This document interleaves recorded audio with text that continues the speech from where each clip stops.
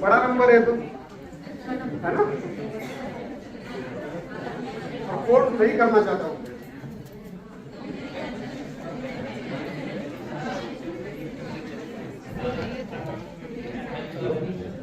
कौन नहीं करना चाहता है। आपके लेक्चर के बाद जितने नहीं करना चाहते वो भी करना चाहिए, ठीक है। So before start we will take blessings from our guru. I would like to thank my guru Dr. Prabhu Jacob sir, under whom we have trained for more than 5 to 6 years. Due to him only we are here to share our experiences. Dr. Samuel Langman, जिनकी वजह से हम सब लोग यहाँ पे हैं, homeopathy start हुई बिना इंटरनेट के, बिना किसी नेटवर्क के, बिना किसी बुक के। Indian students, my associate doctors, my assistant and all my patients, due to whom we are learning everything and whatever we have today due to these all students and patients. Today's our topic is thyroid disorders.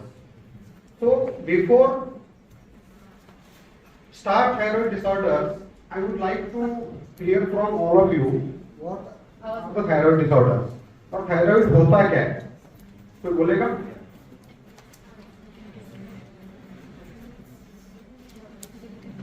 Thyroid disorder होते हैं आजकल, बहुत common है, हमारे हर student के घर में एक तो भी थायराइड का पेशेंट रहेगा, है एक्सेप्टेड क्या नहीं? हर पेशेंट रोज उनके अर्ली मॉर्निंग की गोली खा रहा है, थायराइड की खा रहा है, बिना किसी कंप्लेन के, बिना किसी तकलीफ के, वो बस मेडिसिन खाते रहता है। तब हम भी उसको सीरियसली नहीं लेते, पेशेंट भी सीरियसली नहीं लेता है, क्योंकि उसका और हमारा एजम्पशन तैयार हो गया है, थायराइड वो है ना, गोली तो लाइफ टाइम नहीं है ना, ऐसे होता वैसे समझते हैं ना।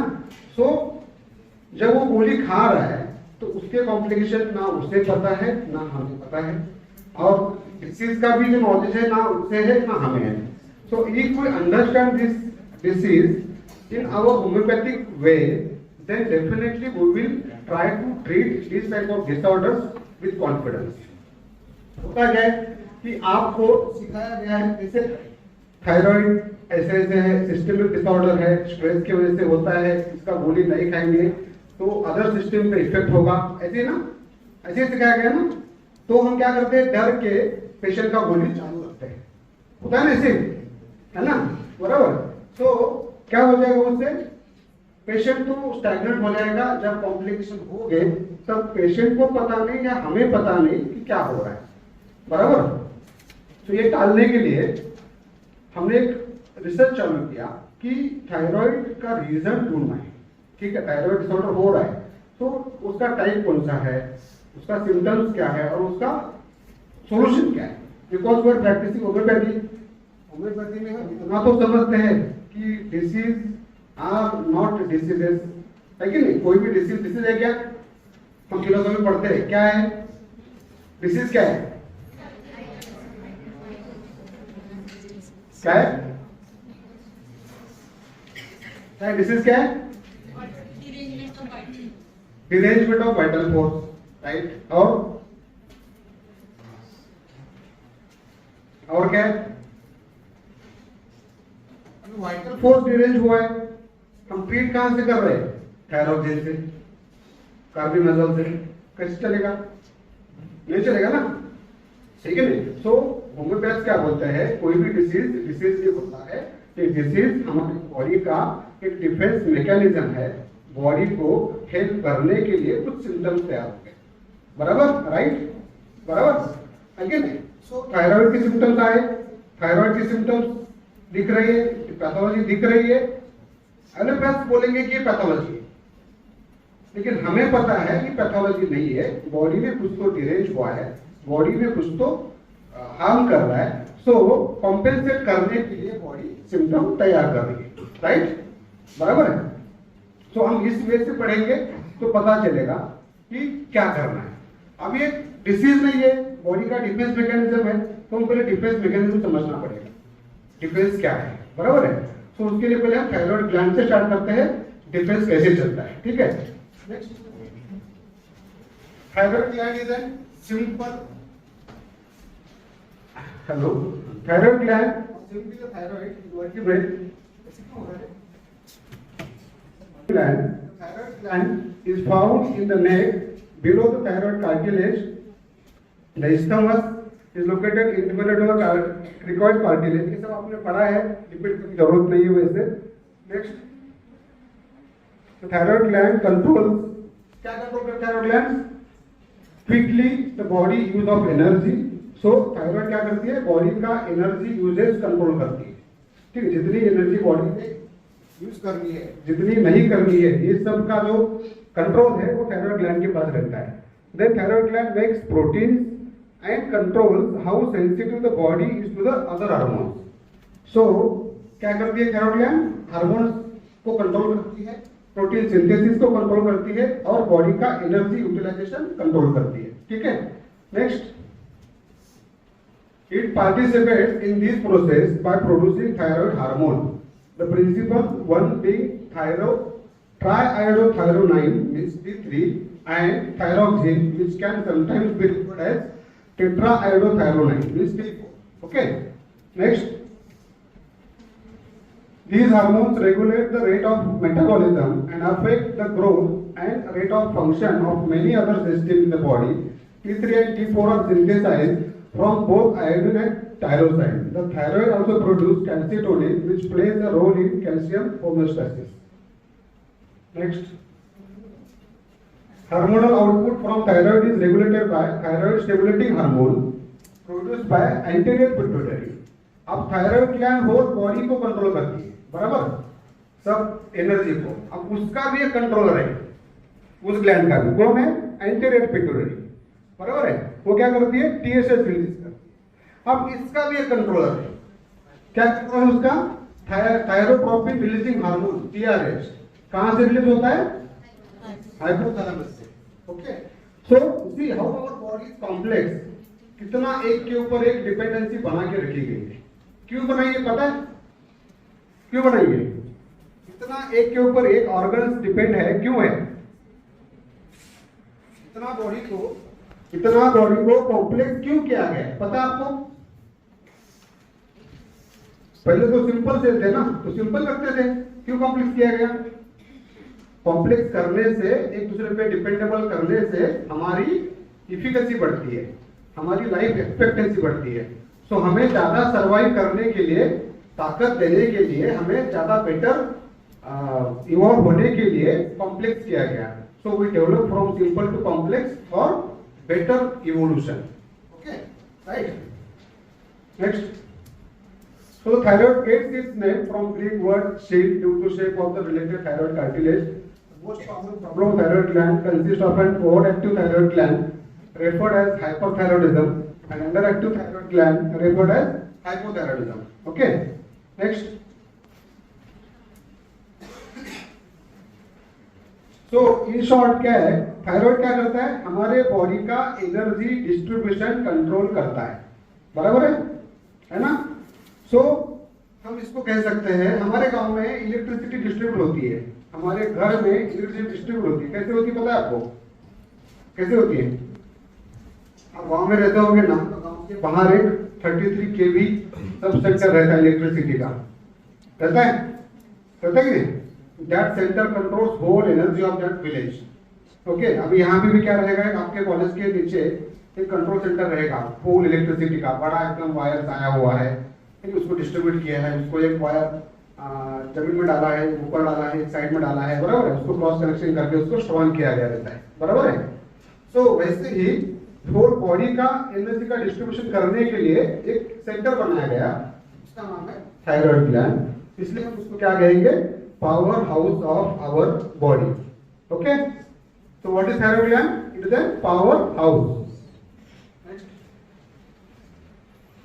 ये power house कैसे है? कैसे समझना है इसको?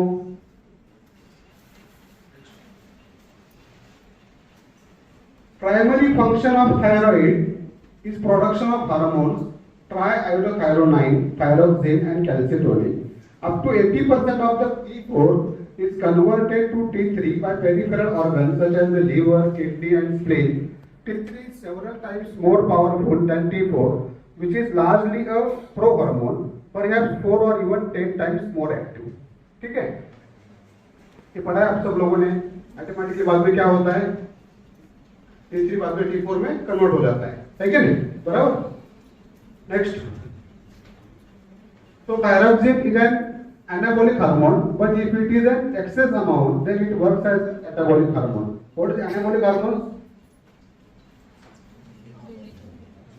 Anabolic hormones क्या रहता है, देखिए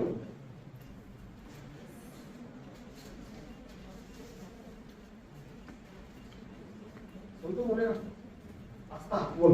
From simple to complex is anabolism, and complex to simple is catabolism. Simple to complex Molecule is anabolism, and complex to simple is catabolism. Okay, और थोड़ा सिंप्लीफाई करेंगे कोई।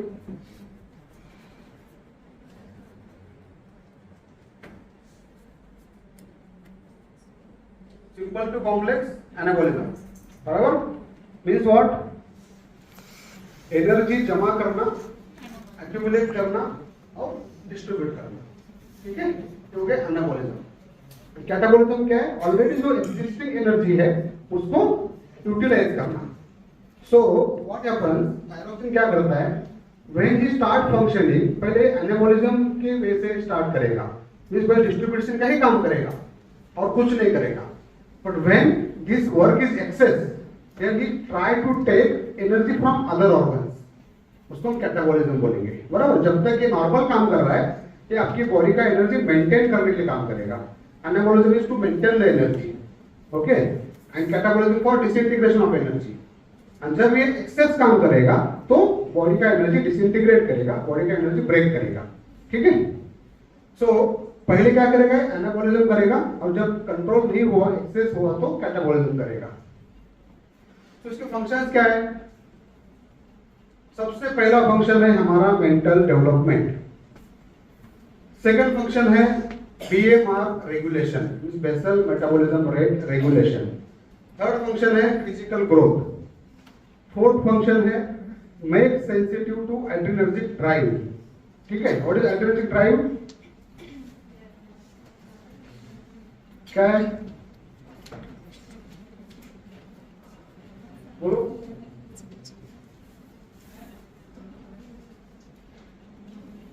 जितना आता उतना ही बोलो।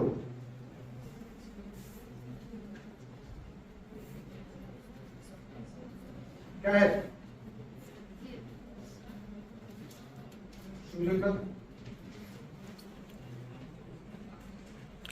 to maintain the excess work of the body, to increase the excess work in the body.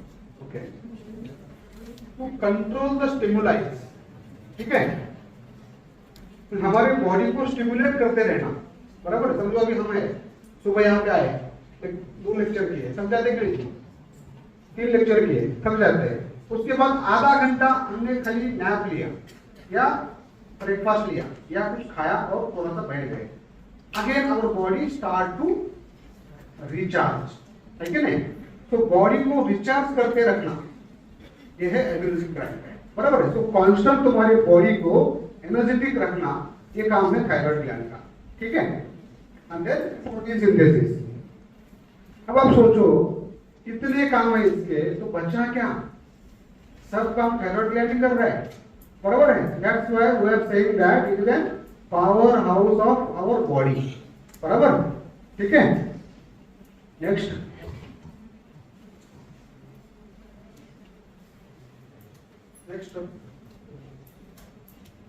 तो अब इसमें से हम स्टेप बाय स्टेप जाएंगे कैसे ये बॉडी को कंट्रोल करता है, ठीक है। सबसे पहले इंपॉर्टेंट क्या है, उसका basal metabolism regulation in our body. Among the basic functions of thyroid hormone which controls over BMR is most. कैसे कंट्रोल करते हैं, due to active thyroid function the formation of sodium potassium ATPase increase, so more sodium potassium ATPase are in the cell membrane. So these channels brings two potassiums in and 3 sodiums out from the cell, and it needs energy that been given by ATP which produced in mitochondria. So when these channels increase in number, then number and size of mitochondria are automatically increased. So cells are abundant in mitochondria as well as sodium potassium ATPase for production of this energy. We need more glucose. So whole body starts compensating it. Almost every organ help it in all the way, directly or indirectly. What happens? समझ गया कुछ? हाथ ऊपर को समझा दो, नहीं तो फिर से बोलूंगा, बोलने ही वाला हूं। ये समझा ना? समझो हमारे बॉडी में नॉर्मल थायराइड का रेंज कितना है? कितना रेंज रहता है थायराइड हार्मोन का? पता है? कितना T4? T3? ठीक है, अभी ये 5 to 12 ऐसा पकड़ लो, नॉर्मल रेंज है। 12 के ऊपर थायराइड का हार्मोन बढ़ने लगा, बराबर है? तो क्या हो जाएगा ऑटोमेटिकली? थायराइड का हार्मोन बढ़ा, मींस सर्कुलेशन में हार्मोन बढ़ गया, बराबर है? ये हार्मोन बढ़ गया तो ऑटोमेटिकली क्या होगा? सोडियम पोटेशियम एटीपेज जो रहता है वो सर्कुलेशन में, वो उसका काम बढ़ जाएगा। वो बोलेगा थायराइड हार्मोन आया है, अब मुझे एक्टिव रहना पड़ेगा। तो थायराइड क्या करेगा? एक्टिविटी बढ़ाएगा ना, बराबर है? तो सोडियम पोटेशियम एटीपेज है वो एक्टिव हो जाएगा। अब ये एक्टिव हो जाएगा तो उसके जो नंबर्स है बढ़ जाएंगे। ये जैसे जैसे बढ़ जाएंगे, सर्कुलेशन में बढ़ गए तो ऑटोमेटिकली क्या होगा? सर्कुलेशन कहाँ पे होता है? और बॉडी को होता है, बराबर है? और जो हर बॉडी के हर टिश्यू के हर सिस्टम के जो हर सेल्स है उसके ऊपर सेल मेम्ब्रेन रहता है, बराबर है? वो मेम्ब्रेन के ऊपर जाके बैठ जाएंगे। कौन? सोडियम पोटेशियम एटीपेज, बराबर? सेल के मेम्ब्रेन पे। अब सेल का मेम्ब्रेन क्या है? It is like a messenger, है कि नहीं? मैसेंजर है, तो जो भी आता है उसका मैसेज लेके अंदर भेज देता है। अब ये मेम्ब्रेन पे जाके बैठ जाएंगे, यहाँ पे आके बैठ गए। अब इसको क्या अंदर जाना है ना, बराबर है कि नहीं? बराबर है, तो इसको अंदर जाना है, इसलिए वहां बैठ जाएगा। अब ये बैठ जाएगा तो उसके अंदर क्या है? पोटेशियम है। अंदर क्यों जाना? उसका रीजन क्या है पता है? पोटेशियम। कोई भी पोटेशियम चैनल है, कोई पोटेशियम का मॉलिक्यूल है, कभी भी सेल के बाहर वो ज्यादा टाइम नहीं रह सकता, बराबर है? पता है ना आपको? आपने जो क्रेक साइकिल पढ़ा रहेगा उसमें रहेगा शायद पोटेशियम का जो मॉलिक्यूल है सेल के बाहर ज्यादा टाइम रह नहीं सकता। तो सेल मेम्ब्रेन पे एक बार इसकी अबंडेंट अवेलेबिलिटी हो गई तो ये घाई करते हैं अंदर जाने की, बराबर है? हमें अंदर जाना है तो क्या होना पड़ता है? अंदर से माइटोकॉन्ड्रिया ने उसको सिग्नल देना पड़ता है, बराबर? उसके सिवा अंदर जा नहीं पाएंगे, बराबर है? इसको तो अंदर जाना है, ठीक है?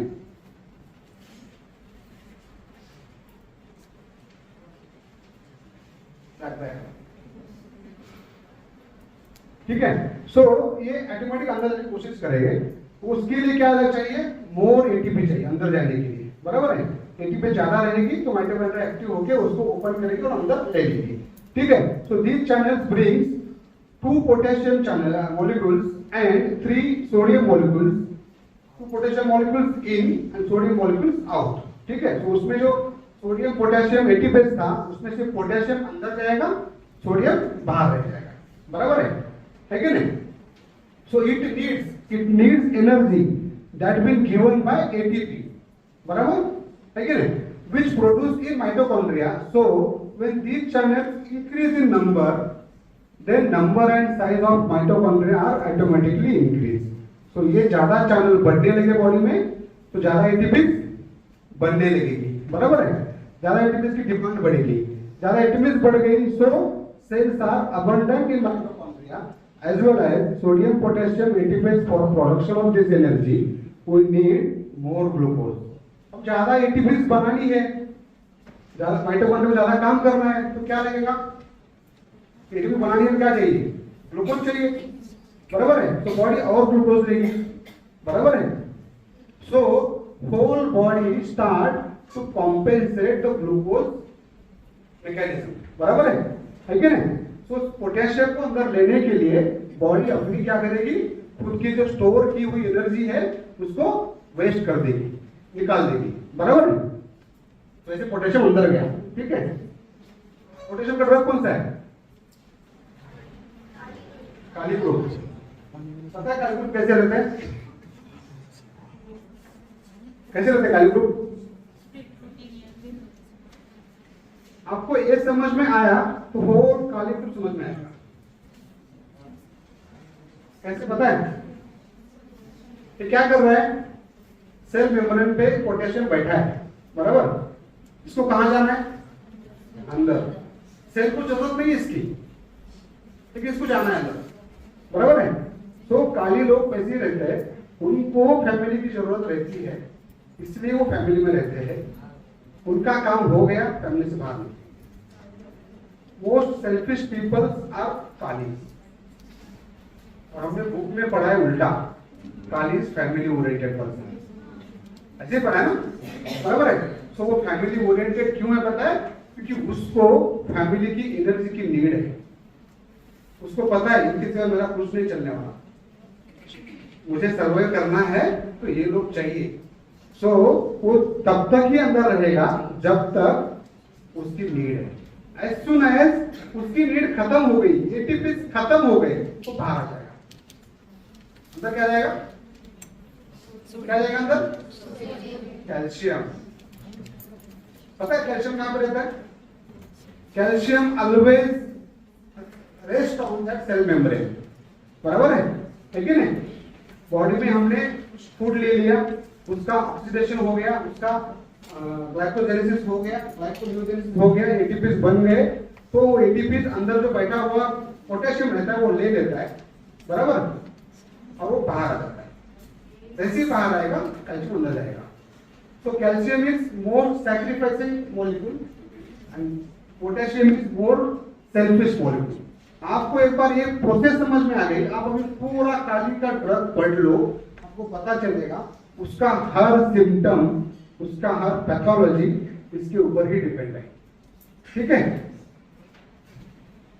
नेक्स्ट,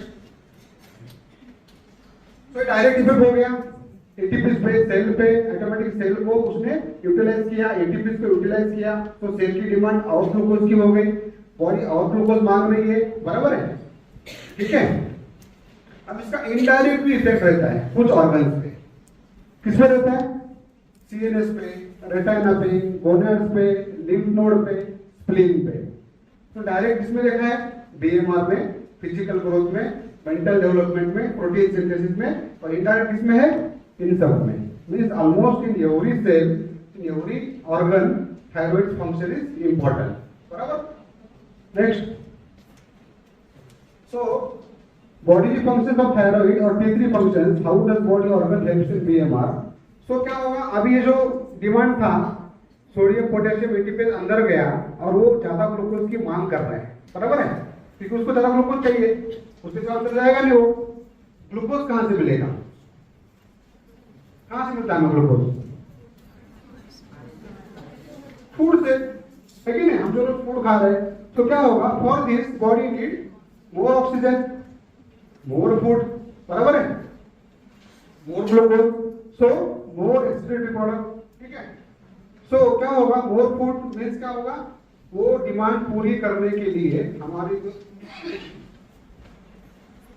जीआईटी है वो काम इंक्रीज करेगी, ग्लूकोज का अब्सॉर्प्शन बढ़ाएगी, बराबर। तो ऑटोमेटिकली क्या होगा? भूख बढ़ेगी, भूख बढ़ेगी तो क्या होगा? ग्लूकोज अब्सॉर्प्शन इंक्रीज होगा, ऑटोमेटिकली लिवर का फंक्शन इंक्रीज होगा, लिवर का फंक्शन इंक्रीज होगा तो release more glucose by glycogenolysis, बराबर है, राइट? कोई कंफ्यूजन नहीं है, ठीक है। It also increase glucose source by gluconeogenesis. अभी ये फूड देते जा रहा है, देते जा रहा है, थायराइड बढ़ते जा रहा है, बढ़ते जा रहा है, और ग्लूकोज चाहिए, फिर लीवर क्या करेगा पता है? कि नॉर्मल फूड से जो ग्लूकोज बना रहा है उसको हम बोलते हैं ग्लाइकोजिनोलाइसिस, बराबर है। लेकिन जो हमारे बॉडी में स्टोर्ड फैट है, लाइकोसाइट्स है, उनको ब्रेक डाउन करके नया ग्लूकोज बना रहा है लीवर, बराबर है कि नहीं? तो क्या होगा? gluconeogenesis by fatty acid. So glucose source from food, glycolysis and gluconeogenesis, यहाँ से सोर्स बढ़ेगा और वो थायराइड की डिमांड फुलफिल हो जाएगी, बराबर। ये डिमांड फुलफिल होते गई इस पूरे प्रोसेस में क्या हुआ, हमारा वेट कम हो गया, हुआ कि नहीं हुआ, भूख बढ़ गई, बराबर है कि नहीं, काम बढ़ गया, दिन भर बिजी, इधर भाग रहा है, उधर भाग रहा है, इधर भाग रहा है, इधर भाग रहा है, चल रहा है, 4-4 5-5 रोटी खा रहा है, वेट लॉस हो रहा है। अब तुम देखो, एक बार आपने फिजियोलॉजी अंडरस्टैंड कर ली, पेशेंट के सिम्टम्स देखने का भी जरूरत नहीं है, बराबर है। रिपोर्ट देख, खाली रिपोर्ट देखो, बोल दो आप उसको खुद से, आपका वेट 10 किलो कम हुआ है, आपका भूख बढ़ गया है, आपका गुस्सा बढ़ गया है, आपका इरिटेशन बढ़ गया है, पेशेंट वहीं पे ठीक हो जाएगा, because he know that doctor has understand my process, बराबर है। पेशेंट को कन्विक्शन होना चाहिए ना, मैं ट्रीटमेंट जहां पे कर रहा हूँ वो राइट नहीं कर रहा हूँ, बराबर है ना, है कि नहीं। सो क्या हो गया, ग्लूकोज का ज्यादा डिमांड होने से, ग्लूकोज सप्लाई होने से ऑटोमेटिकली क्या होते गया, हमारे बॉडी के अंदर का फैट्स कम होते गया, वेट लॉस होते गया, एपेटाइट बढ़ते गए, सब चीजें होते गई, ठीक है। सो ये हो गया फूड से मिला। सेकंड होता है absorption of glucose should be increase by increase insulin secretion, so cell is easily supplied by glucose. अब इतना करके भी नहीं चला, इसको और एनर्जी चाहिए। आपने देखा ना, बहुत सारे बच्चे ऐसे रहते हैं, 8-8 रोटी खाते हैं, वजन 30 kg, है ना, हम बोलते इसका बीएम आ जाता है, बराबर है। तो क्या है, अभी दिल मांगे मोर, बॉडी मांगे मोर, है कि नहीं, ऐसे करते करते क्या हो गया, अब इसने क्या कर दिया, इंसुलिन को स्टिमुलेट कर दिया, सो दैट भाई तू क्या कर, ज्यादा और तू एसिमुलेट कर, ज्यादा शुगर तू डाइजेस्ट कर, ज्यादा शुगर को तू कन्वर्ट कर ग्लूकोज में, बराबर है। सो इंसुलिन बढ़ गया, इंसुलिन का काम बढ़ गया। अब इंसुलिन का काम बढ़ गया तो इंसुलिन क्या कर रहा है, जो फूड आया उसको मिक्स करके उसका ग्लूकोज एटीपी में कन्वर्ट कर रहा है, बराबर है। तो क्या हो गया, आपका जो प्रोसेस है ना, सुबह आपने जो खाना खाया था 10 बजे, 2 बजे तक डाइजेस्ट होना चाहिए, बराबर है। तो इंसुलिन बढ़ने से क्या हो जाएगा पता है, वो खाना 1 घंटे में डाइजेस्ट होगा। आपने 10 बजे ब्रेकफास्ट किया, 11 बजे फिर से भूख लगेगी, होता है ना ऐसे, होता है कि नहीं होता है। कुछ लोग ऐसे रहते हैं, 10 बजे खाया, 12 बजे फिर से खा रहे, 2 बजे फिर से खा रहे, 4 बजे फिर से खा रहे, है कि नहीं, ऐसे हो रहा है ना। तो उसका भी रीजन वहां पे है, तो एब्सॉर्प्शन बढ़ गया, बराबर। नेक्स्ट, अब ये करके भी नहीं चल रहा है, एब्सॉर्प्शन करके भी नहीं चल रहा है ना, अब क्या करेगा पता है, वो जो फैट है ना उसको ब्रेक करेगा, बराबर।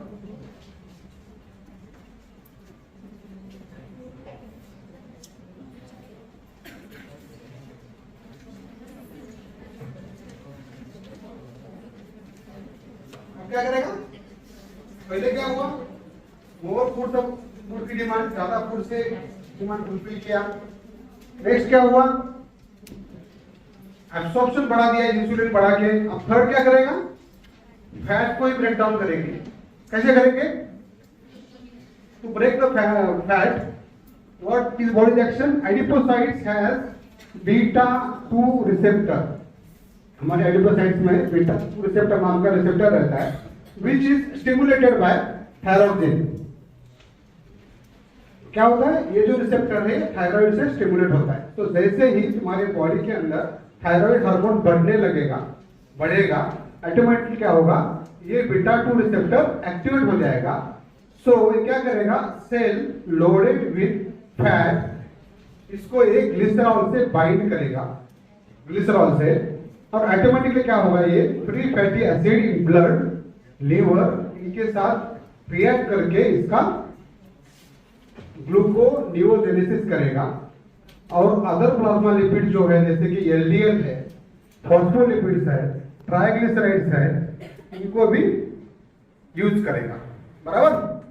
So because beta 2 receptors which are found in liver, heart and been activated by free fatty acid, so liver cell uptake for the LDL. अब ये जो एलडीएल था, ट्राइग्लिसराइड था, फॉस्फोलिपिड्स थे, ये increase for gluconeogenesis. It means क्या होगा, ये जो एलडीएल ट्राइग्लिसराइड कहाँ पे थे, हमारे ब्लड में, सर्कुलेशन में।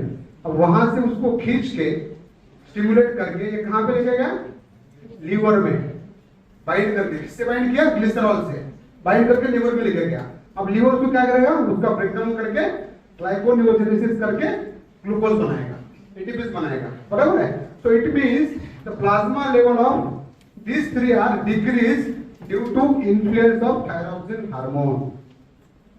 अब कोई आपके पास पेशेंट लेके आया रिपोर्ट हाइपरथायरॉयडिज्म का, आप आंख बंद करके बोल सकते हैं इसका कोलेस्ट्रॉल कम रहेगा, बराबर है क्या नहीं, बोल सकते हैं ऐसे, बराबर है, बोलने की जरूरत भी नहीं है। एलडीएल कम रहेगा, ट्राइग्लिसराइड कम रहेगा, क्यों, बिकॉज वो जो ऑटोमेटिकली कहां जा रहा है, लीवर में जा रहा है, बराबर है, और वहां से लीवर काम करके उसको ब्रेक डाउन कर रहा है, तो इसके बॉडी में फैट रहेगा ही नहीं। इसलिए जो हाइपरथायरॉयडिज्म के पेशेंट रहते कैसे रहते, लीन थीन, बराबर है। मींस पेशेंट विद, अब ये हाइपरथायरॉयडिज्म रहेगा तो उसके प्लाज्मा में एलडीएल ट्राइग्लिसराइड कम रहेगा, बराबर, और हाइपो रहेगा तो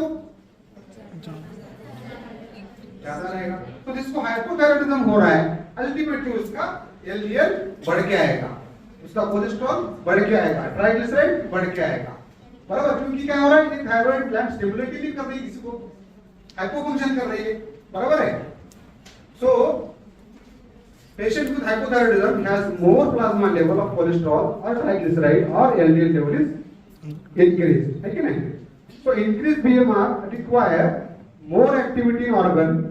अभी इंक्रीज बीएमआर तो इंक्रीज हो गया, इसने ज्यादा एटीपीज तो ले लिए, अब एटीपीज ले लिए ना, तो एटीपीज किसको दे रहा है, क्योंकि डिस्ट्रीब्यूशन सबको करता है थायराइड, बराबर है, तो सब ऑर्गन्स को ये एटीपी एक्स्ट्रा दे रहा है ना। समझो अभी एक पेशेंट है, मैं हूं, आई एम हाइपोथायरॉइड पेशेंट, ऐसा समझ लो, और कोई और एक पेशेंट है वो हाइपरथायरॉयडिज्म है। हम दोनों ने खाना खाने के बाद क्या होगा, out of 100 calories my body utilize only 10 calories, बराबर, लेकिन तो पेशेंट जो पेशेंट हाइपरथायरॉयडिज्म का है उसकी बॉडी आउट ऑफ 100 200 कैलोरीज बनाने की कोशिश करेगी, बराबर। अब 200 कैलोरीज बना रही हो, तो वो बॉडी के ऑर्गन्स को भी डिस्ट्रीब्यूट वैसे ही करेगी ऑटोमेटिकली, बराबर, मींस रिक्वायरमेंट 10 की है तो 20 करेगी, बराबर है। क्या बोलेंगे, और काम करो और fast, I want everything in fast, बराबर है। सो वो थायराइड बाकी ऑर्गन को स्टिमुलेट करेगा ज्यादा काम करने के लिए, बराबर है। So automatically organs that are being enhanced by different enzymes and coenzymes, so for this purpose more vitamins required, so GIT absorb the more vitamins from the blood, बराबर है। तो इसको और ताकत चाहिए, इसलिए बॉडी क्या करेगी, ग्लूकोज तो ले ही लिया, अब विटामिन भी ले लिया, बराबर है कि नहीं। तो अब इस पेशेंट में क्या होगा, और विटामिन की भी डिफिशियंसी रहेगी ना, है ना। नेक्स्ट, ठीक है। अब ये हो गए 3 मैकेनिज्म। पहले क्या किया, ग्लूकोज ज्यादा लिया फूड से, सेकंड क्या किया, अब्जॉर्प्शन बढ़ा दिया, थर्ड क्या कर दिया, ऑर्गन को स्टिमुलेट कर दिया, अब फोर्थ क्या है, बॉडी वेट को भी कॉम्पेंसेट करना शुरू किया, है कि नहीं, बराबर है। तो depends on balance between catabolism and anabolism. Normally thyroxine is anabolic hormone, but in very high situation of T3 T4 needs more and more fuel, so it work and catabolism also, so the body is reduced in the hyperthyroid patients and deposited in the hypothyroid patients. So क्या होगा, body weight automatically कम होना चालू हो जाएगा, बराबर है, क्योंकि catabolism बढ़ रहा है कि नहीं, एनर्जी को कट कर रहे हैं, डिसइंटीग्रेट कर रहा है, बराबर है। इससे क्या हो जाएगा, ऑटोमेटिकली कैटाबॉलिज्म होके बॉडी का वेट रिड्यूस होगा और हाइपोथायरॉइड पेशेंट में बॉडी का वेट बढ़ जाएगा, बराबर है। So hyperthyroidism patient have high GIT motility, so even have good appetite, food can not be absorbed fast. क्योंकि क्या है, मैंने आपको पहले क्या बोला, ऑर्गन को मैसेज दे रहा है जल्दी चाहिए, बराबर है। अभी आपको टीचर ने आपके कुछ होमवर्क दिया, असाइनमेंट दिया, आपको क्या बोला 10 पेज का असाइनमेंट है, एक दिन में करके ले जाओ। आप क्या करोगे, अच्छे से क्लीन नीट मार्जिन रख के red pen black pen use करके, बराबर है, ऐसे बना के ले जाओगे। लेकिन आपको बोला कि सर आ रहे, उनको बना के चाहिए 1 घंटे में चाहिए, कैसे करोगे, कैसे करोगे? No margin, no headings, no underline, okay, बराबर है। तो इससे क्या हो जाएगा, सो कोई भी चीज हम ज्यादा डिमांड कर रहे, ज्यादा खाई कर रहे, ज्यादा हरी कर रहे, या ज्यादा रिक्वायरमेंट है ऐसे बोल रहे, ऑटोमेटिकली क्या हो जाएगा, डाइजेस्ट नहीं कर पाएंगे, बराबर है। फास्ट करने के चक्कर में तो छोड़ देंगे, है कि नहीं? ऐसे होता है ना, आपको टारगेट दिया गया 1 घंटे में लिखना है, अब क्या करोगे, जो इंपॉर्टेंट है भूल जाओगे, क्या उसको एक लाइन लिख के छोड़ दोगे, बराबर है। सो ऐसे ही ज्यादा ओवर स्टिमुलेशन से जीआईटी को ओवर स्टिमुलेट करके उसकी मोटिलिटी बढ़ाई गई, बराबर है। अब उसकी मोटिलिटी बढ़ाने से क्या हो गया, जो प्रोसेस 4 घंटे की थी पेरिस्टाल्सिस की, डाइजेशन की, बराबर है, वो हमने बोला 1 घंटे में पूरी कर, बराबर। अब 1 घंटे में क्या हो जाएगा पता है, प्रोसेस पूरी नहीं होगी तो जितना यूनिट मिला उतना मिल जाएगा, बाकी का क्या हो जाएगा, डाइजेशन हो जाएगा, बराबर है कि नहीं? सो जीआईटी मोटिलिटी बढ़ेगी तो उससे क्या होगा, एपेटाइट तो अच्छा रहेगा but cannot be absorb fast, so diarrhoea occurs and blood got less food so stored with carbonized and weight is reduced, so जो खा रहा है वो immediate मोशन के लिए जा रहा है। अभी आप बोलो, आपको पेशेंट की हिस्ट्री देने की जरूरत है क्या, है जरूरत? पेशेंट का आपके सामने रिपोर्ट आया हाइपोथायराइडिज्म का, हाइपोथायराइडिज्म का, आप मुझे बोलो लिटरली केस लेने की जरूरत है नहीं, आप 50 सिम्टम तो ऐसे ही बोल सकते हैं, बराबर है कि नहीं, बराबर। Wait is reduced. नेक्स्ट, अब इसका इफेक्ट बाकी ऑर्गन्स की भी है, ये आपको समझ में आया? एनी क्वेरी इसमें? मैं फिर से क्रॉस क्वेश्चन करूंगा बाद में, इसलिए अभी फोन रिपीट करूंगा। समझ में आ गया? Understand everything? Any question? Repeat करते हैं, मुझे इशू नहीं। Okay, next. तो अभी इसका जो इफेक्ट है वो हार्ट बाकी ऑर्गन पे भी है, तो उसके पहले अपन लेते हैं हार्ट। कैसे हार्ट पे इफेक्ट करेगा? Thyroid hormones do 3 works on heart. First is increase the expression of the beta adrenergic receptor, second is increase expression of gene for myosin protein, and third is increase the expression of calcium ATPase gene. अब ये सिखाने जाओगे तो बहुत लंबा जाएगा, मैंने short में कहीं बोला कि इससे क्या होता है, ठीक है? Because I have I think time to now only 2 hours, तो उसमें ये सब चीजें नहीं आएगी। नेक्स्ट टाइम जब मिलेगा तो हम उसको एक्सप्लेन करेंगे डिटेल में, तो 3 प्रोसेस, ठीक है? तो ये 3 प्रोसेस हार्ट में चलती है थायराइड की फंक्शन की वजह से। So what is role of these all 3 functions, 3 processes, so that ये इन तीनों चीजों से क्या होगा, arterial flow should be fast, arterial flow fast हो जाएगा, as well as venous flow भी फास्ट हो जाएगा। उससे क्या होगा, circulation must be fast, so cardiac output heart rate should be increase. तो इससे क्या हो रहा है, आर्टेरियल फ्लो वीनस फ्लो दोनों बढ़ रहे हैं, उससे क्या हो रहा है, कार्डियक आउटपुट बढ़ रहा है, उससे क्या हो रहा है, हार्ट रेट बढ़ रहा है। सो थायराइड की वजह से क्या होगा, पहले हाइपोथायराइडिज्म के टैकी करेंगे, है ना, बराबर। So increase systolic blood pressure, बराबर है, बढ़ेगा प्रेशर।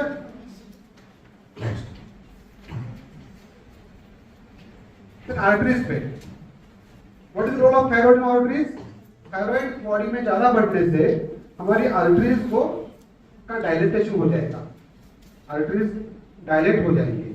वो डायलेट होने से क्या होगा, पेरिफेरल रेजिस्टेंस जो है लेस होगा, बराबर। हमारे आर्टरीज में कॉन्ट्रैक्शन है, इसलिए क्या होता है, जितना ब्लड चाहिए उतना ही लेके बाद में कॉन्ट्रैक्शन कर देते हैं, बराबर है, ऐसे होता है ना।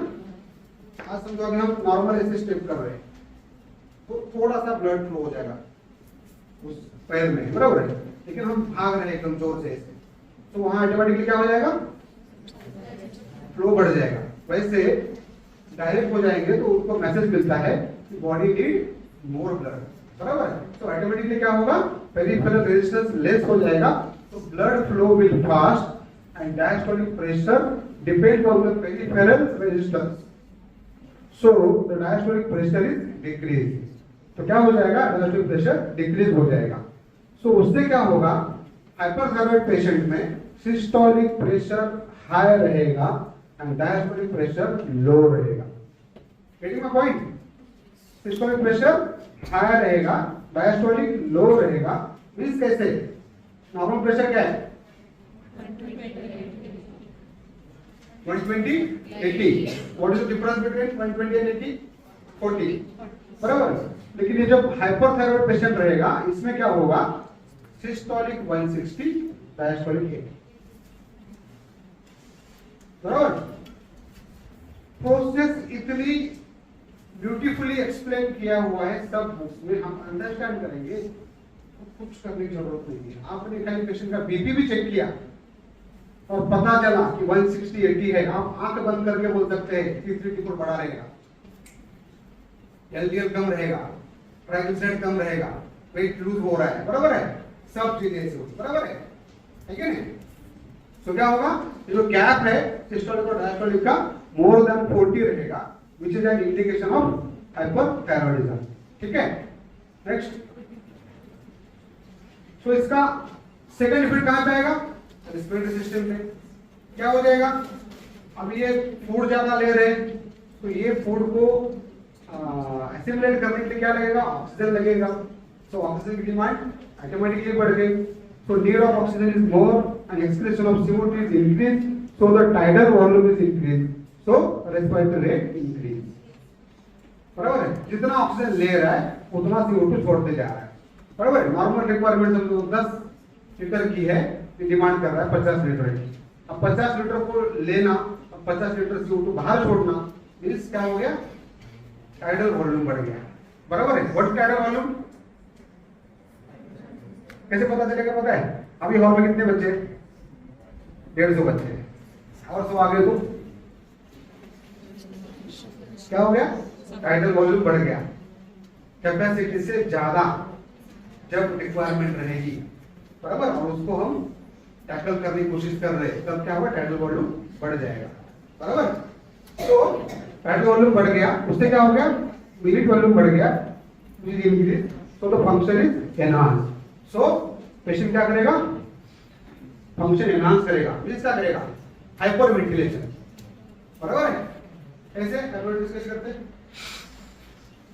ऐसे, ठीक है नहीं, बढ़ते रहेगा, पर वो एकदम फास्ट सांस लेगा, बराबर है। सो आप क्या करते हो, जब हाइपरथायरॉइड को पेशेंट आया क्या चेक करते हो, हार्ट रेट बढ़ा है, आराम बढ़ा है, ठीक है नहीं, बीपी का जो सिस्टोलिक डायस्टोलिक का गैप है वो बढ़ा हुआ है, बराबर। नेक्स्ट, then CNS,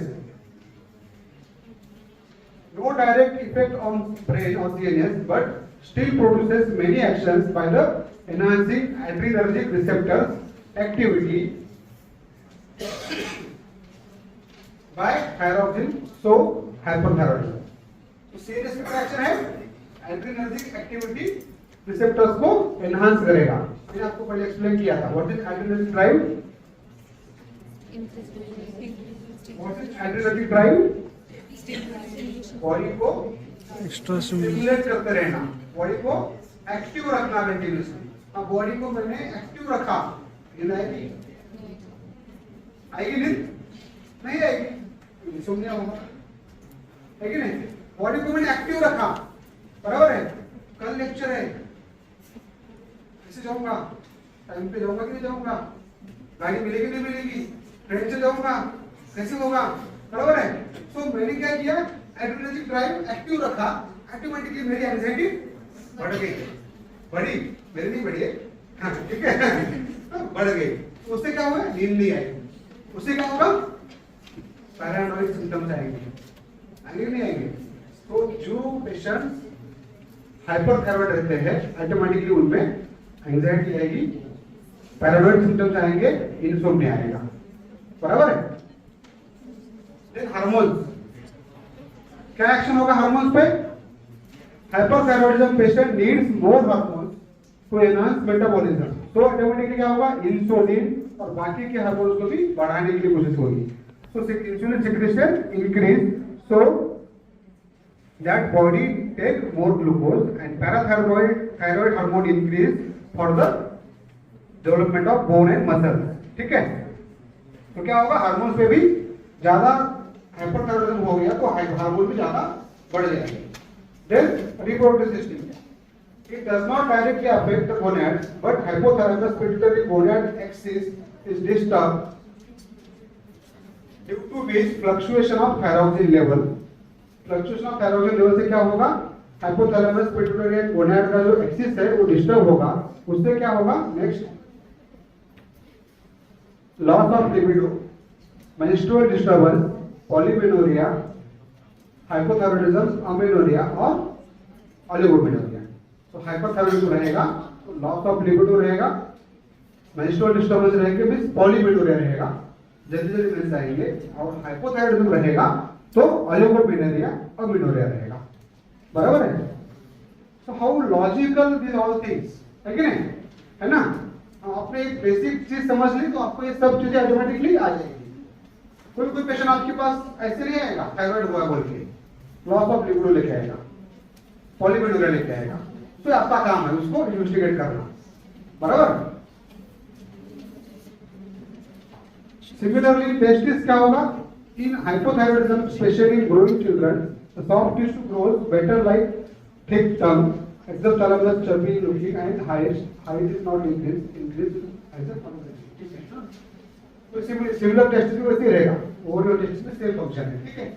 तो development of brain is also hampered in hypothyroidism. brain का development भी thyroid से hamper होगा, कैसे होगा, क्योंकि synapses in neurons do not form properly if the body doesn't get thyroid, synapses develop नहीं होंगे, myelins of neuron does not form properly, dendrites are not developed, migration of neuron during development are not proper. So nowadays आपने देखा रहेगा infertility cases में, infertility है, सबसे पहले क्या चालू करते हैं, थायराइड फंक्शन डिस्टर्ब रहने दो ना रहने दो, थायराइड देखा आपने, करते कि करते हैं, ऐसा सेफर साइड बोलते हैं, नहीं पता नहीं कम हो सकता है, हम दे देते हैं फॉलिक एसिड, थायराइड और इकोस्प्रेडिन चालू रखना, बराबर है, because they doesn't understand the process, उनको पता है ऐसे ऐसे होता है, इसको देना है, every time they want intervention, बराबर है, लेकिन हम ये प्रोसेस समझेंगे उसके हिसाब से उसको मेडिसिन देंगे तो ये होगा ही नहीं, बराबर। आप लोग समझोगे तो वैसे मेडिसिन दोगे तो पेशेंट को डिस्टर्बेंस आएगी, ठीक है। नेक्स्ट, सो ये हो गया basic physiology of thyroid gland.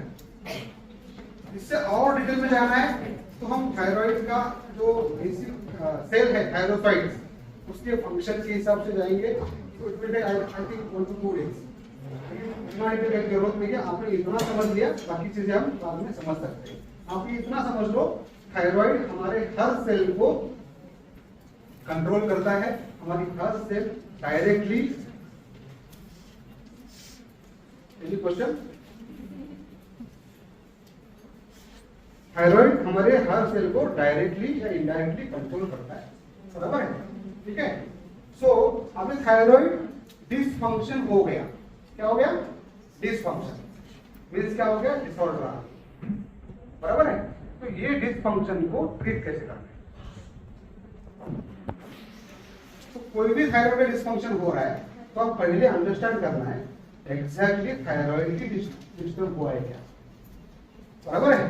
तो उसके लिए क्या है, हमें चाहिए एफोरिज्म नंबर 3, बराबर है, क्या चाहिए, what is aphorism number 3? Perceive what is to be cured in diseases, that is to say, in every individual case of disease, knowledge of disease indication, if he clearly perceives what is curative in medicine, that is to say, in each individual medicine, knowledge of medicinal powers, and if he knows how to adapt according to clearly defined principles, what is curative in medicine to what he has discovered to be undoubtedly morbid in the patient, so that the recovery must ensue to adapt it as well as in respect to the suitability of the medicine most appropriate according to its mode of action to the case before him.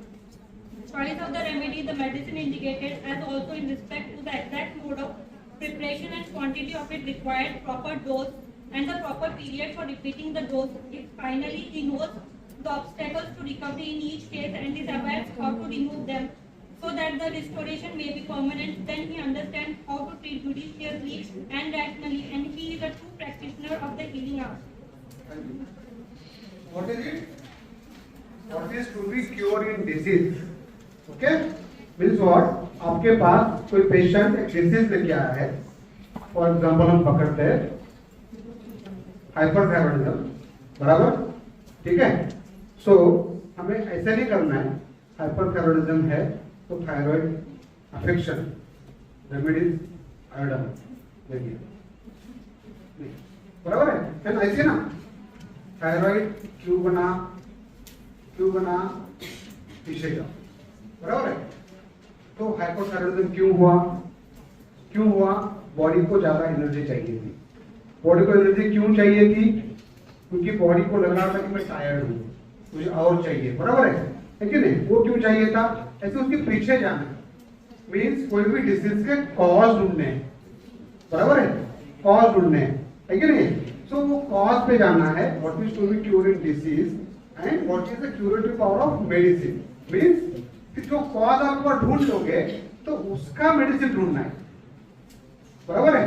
Means for example मुझे बुखार आया, बराबर, बुखार ठीक हुआ, body pain चालू हुआ, body pain ठीक हुआ, हेयर फॉल चालू हुआ, हेयर फॉल ठीक हुआ, अब ऑस्टियोआर्थराइटिस हुआ, ऑस्टियोआर्थराइटिस ठीक हुआ, अब आरए पॉजिटिव आया, आरए ठीक हुआ, अब क्या हुआ? रोमैटिक हार्ट डिसीज हुआ, अब पेशेंट मेरे पास आया, बराबर। तो मुझे वो आरएसडी को ट्रीटमेंट नहीं करनी है। आरएसडी क्यों हुआ था? आरए की वजह से। आरए क्यों हुआ था? ऑस्टियोआर्थराइटिस की वजह से। वो क्यों हुआ था? मसल इन्फेक्शन से, मसल वीकनेस से। वो क्यों हुआ था? फीवर से। फीवर क्यों हुआ था? उससे, बराबर है। Getting my point? So what is the cause of the disease and that cause have particular emotion, समझ रहे आप? वो इमोशन क्यों? हैंडमैन ने क्या बोला है? What is the cause? सोरा। सोरा क्या रहता है? स्मॉल इरिटेशन, स्मॉल डिसअपॉइंटमेंट, है कि नहीं? स्मॉल सेंसिटिविटी, दो इट फिजिकल और मेंटल, ऐसा कुछ नहीं कि मेंटल बोल रहा हूं, बराबर है कि नहीं? सो ये स्मॉल इरिटेशन जिसने इतना बड़ा डिसीज तैयार किया, वहां पे जाओ, बराबर है कि नहीं? उस कॉज को फाइंड आउट करो और वो कॉज की सिमिलर मेडिसिन देखो। मीन्स मुझे डिसअपॉइंटमेंट हुई थी यहाँ पे आके, किसी से झगड़ा हुआ था और मुझे गुस्सा आया बहुत, मुझे लगा, मुझे इंसल्टेड फील हुआ, तो लगी मुझे बुखार आया। अब ये बुखार 5 साल के बाद आरए तैयार करेगा, 3 साल के बाद, 5 साल के बाद, 4 साल के बाद, बराबर है कि नहीं? बराबर है। और आप आरए की पेशेंट को ट्रीट कर रहे हो तो आप क्या कर रहे हो? Medicine which have affinity towards bone, बराबर है, ऐसे आप पकड़ के मेडिसिन दे रहे हो, गलत। तो ये अपोरिज्म को आप ऐसे मत समझो कि ये सिम्टम्स मैच करने हैं। मुझे लगता है कॉलेज में आप जब रहते हैं उस टाइम पे आप ये पढ़ते नहीं अच्छे से, और जब बाहर आते हो ना उसको अप्लाई ऐसे करते हो कि what is to be cure in disease देखने के लिए बोला है कि नहीं? What is the curative power of medicine बोला है, तो हम क्या करते हैं? आइडेंटिफाइड्स देखते कौन सी मेडिसिन काम करती है, इसका एफिनिटी है कि नहीं, बराबर है। क्या करना चाहिए? आइडेंटिफाइड्स क्यों हुए? कॉज, और वो कॉज वो मेडिसिन कवर करती है। सो मुझे जो फीवर आया था मॉडिफिकेशन की वजह से, वो मॉडिफिकेशन वो पर्टिकुलर मेडिसिन कवर कर देगा। दैट्स व्हाई हैंडमैन ने कहा है कि आपको रूट कॉज ढूंढना है, आपको रूट कॉज की इमोशन ढूंढनी है, वो रूट कॉज पकड़ के मेडिसिन देंगे, वो जितनी भी बड़ी पैथोलॉजी रहेगी, उतनी भी बड़े रहने दो, ठीक होते हैं। बराबर है, ऐसे बोला है ना, ठीक है। सो यहाँ पे हमें इसको थायराइड को ट्रीट करना है, थायराइड के डिसफंक्शन को ट्रीट करना है, तो पहले हमें अंडरस्टैंड करना पड़ेगा why that body has got thyroid disorder, बराबर है। तो डिसऑर्डर होने के 5 चांसेस है, 5-6 चांसेस है। सबसे पहले क्या है, उसका हाइपोथैलेमस डिसफंक्शन होगा, या पिट्यूटरी ग्लैंड से कंट्रोल डिसफंक्शन होगा, या थायराइड ग्लैंड इटसेल्फ में कुछ डिसऑर्डर रहेगी, या सर्कुलेशन में इशू रहेगा, या इंट्रासेलुलर स्पेस में इशू रहेगा, या पेरिफेरल सेल्स में इशू रहेगा, बराबर है। तो आपको पहले यहां से जाना पड़ेगा। तो हम उसको स्टेप बाय स्टेप समझ लेंगे कि हाइपोथैलेमस में कॉज रहेगा तो क्या होता है, पिट्यूटरी में कॉज रहेगा तो क्या होता है, थायराइड में कॉज रहेगा तो क्या होता है, ठीक है। मींस क्या हो गया, हम डिसीज के कॉजेस पे जा रहे हैं, बराबर है। एक बार वहां पे जाएंगे तो वहां से इमोशन पकड़ेंगे तो ऑटोमेटिकली पेशेंट ठीक हो जाएगा, ठीक है। डाउट नहीं कोई? First is hypothalamus related causes. तो हाइपोथैलेमस में क्या रहेगा, अगर हाइपरथायराइडिज्म बन रहा है तो उसका सबसे इंपॉर्टेंट कॉज एक रह सकता है कि हाइपोथैलेमस डिसफंक्शन, और वो डिसफंक्शन क्या होता है, उसमें ट्यूमर हो सकता है, बराबर है कि नहीं। Tumour in hypothalamic tissue can cause more TRH, what is TRH, thyrotropin releasing hormone, ठीक है। सो उसका सिक्रेशन इंक्रीज हो जाएगा, that stimulate the pituitary gland to secrete more TSH that lead to hyperthyroidism. But how can we diagnose it by routine reports? कैसे पता चलेगा हमको, कैसे पता चलेगा, अब ये कॉज ढूंढना है। सी हम लोग आप दिमाग में डाल लो, वी आर सुपर स्पेशलिस्ट, हम ऑर्डिनरी डॉक्टर्स नहीं है। क्यों पता है, सर्दी खांसी बुखार सुनार उल्टी आ जाते लोग फैमिली फिजिशियन के पास, हम नहीं हो। जितने लोगों ने हाथ ऊपर किया था वो लोग फैमिली फिजिशियन नहीं है ना। हाथ ऊपर करो अभी, उनका कम हो रहे, कम हो गए, कम हो गए, बराबर है। तो उनसे ठीक नहीं हुआ पेशेंट, बीपी का, शुगर का, थायराइड का, कहाँ जाएगा, कंसल्टेंट के पास। उनसे ठीक नहीं हुआ, कैंसर पेशेंट का, सुपर स्पेशलिस्ट। जब उनसे भी ठीक नहीं हो रहा है हमारे पास आते हैं, तो वी आर सुपर स्पेशलिस्ट, बराबर है। सो हम आप होम्योपैथी करोगे, आपको मेरा एक वर्ड याद रहेगा, आपके पास सब केसेस सुपर स्पेशलिस्ट के पास जाने के बाद ही आएगा, समझ रहे हैं। इसका मतलब क्या है, हमें क्या होना चाहिए, हमारा कैलिबर उनके लेवल का नहीं, उनसे एक स्टेप आगे होना चाहिए, और हम क्या है 10 स्टेप पीछे, बराबर है। कैसे पीछे बोलो, हम पढ़ाई ही नहीं करते, बराबर। हम पढ़ाई क्यों करते पता है, मैथ काट रही है, सर काट रहे हैं कॉलेज में फर्स्ट ईयर में, सीरियस छोड़ दो, एनाटॉमी में क्या होता है, 5 मार्क के लिए इंट्रोडक्शन क्वेश्चन आता है, खाली 5 मार्क के लिए। मैंने किया इसलिए मैं बोल रहा हूँ, आपको करते ही हो, ठीक है ना। एपिडोलॉजी 5 मार्क के लिए पढ़ना है, छोड़ दो 5 मार्क गए, बराबर है। तो हम क्या करते हैं, एग्जाम रिलेटेड पढ़ाई करते हैं, उतने ही क्वेश्चन पढ़ते हैं, उतनी ही चीजें को अडॉप्ट करते हैं, उतना लिख के बाहर आते हैं। जैसे कॉलेज हो गया, हम कुछ नहीं आता है, बराबर है। लेकिन आप कंपेयर करो आपके कलीग तो MBBS किए है, तो MD किए, आप दोनों वहां बैठो, इसलिए मैं सब लोगों को, मैं स्टूडेंट को मैं ऐसे ये करता हूँ कि आप क्या करो, कोई भी MBBS रहेगा आपका दोस्त, उसका एनेट का, फिजियो का, पैथो का, एम्ब्रियो का बुक लेके आओ मेरे पास, और आपका लेके आओ, बुक रहेगा ना आपका, पहले सेकंड में भेज दिया है ना, हाँ। तो आप बुक लेके आओ, ये दोनों बुक आप सो में क्या करूंगा, फर्स्ट पेज निकाल के सामने रखूंगा, आपको डिफरेंस पता चलेगा, नॉलेज ज्यादा किस चलेगा ना।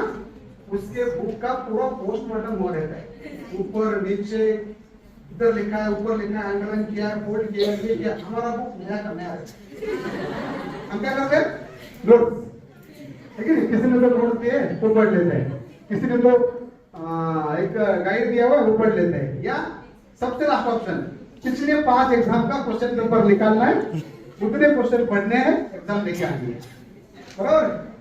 तो कैसे हम सुपर स्पेशलिस्ट बनेंगे? नहीं बनेंगे जब तक हमें वो नॉलेज नहीं है, जब तक हमारे वो लेवल नहीं है, तब तक हम वो बनेंगे नहीं, बराबर। सो आप सब लोगों को अभी चांस है, अभी पढ़ाई करने का, समझ रहे? यहाँ से पढ़ाई चालू मत करो, बाद में करो, अभी से मत करो डिस्कशन। आप सबको चांस है अभी पढ़ाई करने का, ये मैं आपको रिक्वेस्ट कर रहा हूँ कि आप पढ़ाई करो, समझ रहे?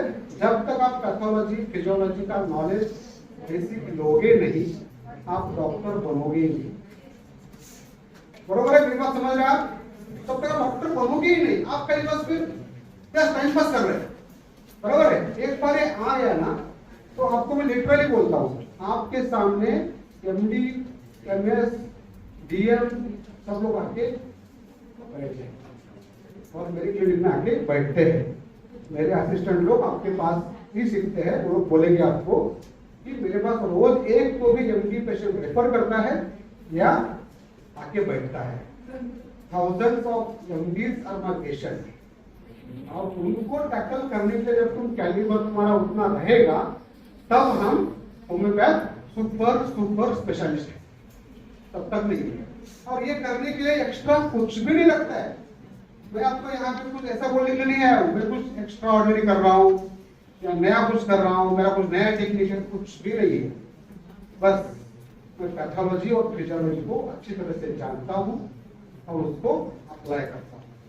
सो मेरी आप लोगों को रिक्वेस्ट है, आप 3rd ईयर में हो, फाइनल में हो, इंटर्नशिप में हो, अभी भी टाइम नहीं गया है, आप अभी से पैथोलॉजी का बुक खोल के बैठो, हार्समोन का नहीं, रॉबिन्स का। फिजियोलॉजी का बुक खोल के बैठो, कौन सा? गायतोड का सिंपल इनकम, चक्रवर्ती, चटर्जी नहीं, टाइटल। ये दो आपका एमडी होने तक या आपका इंटर्नशिप होने तक फर्स्ट पेज से लास्ट पेज तक पढ़ो। आपको नहीं समझा मेरे पास आओ, मैं आपको समझाऊंगा, समझ रहे? ये आप दोनों पढ़ोगे तो आप ऑटोमेटिकली सुपर स्पेशलिस्ट बन जाओ। क्योंकि जब तक आपको प्रोसेस पता नहीं, डिसीज कैसे बनते हैं, क्या बनते हैं, कुछ नहीं, बराबर है कि नहीं? तो यहाँ पढ़ना चालू करो, ऑटोमेटिकली आपको कॉन्फिडेंस आएगा, आपको डिसीज बन क्यों रहा है इसका रीजन पता चलेगा। रीजन इज नोटेड, रीजन पता चलेगा तो ऑटोमेटिकली आप उसको ठीक करने के लिए काबिल होंगे, बराबर है? तो प्रॉमिस, आवाज नहीं आ रही है?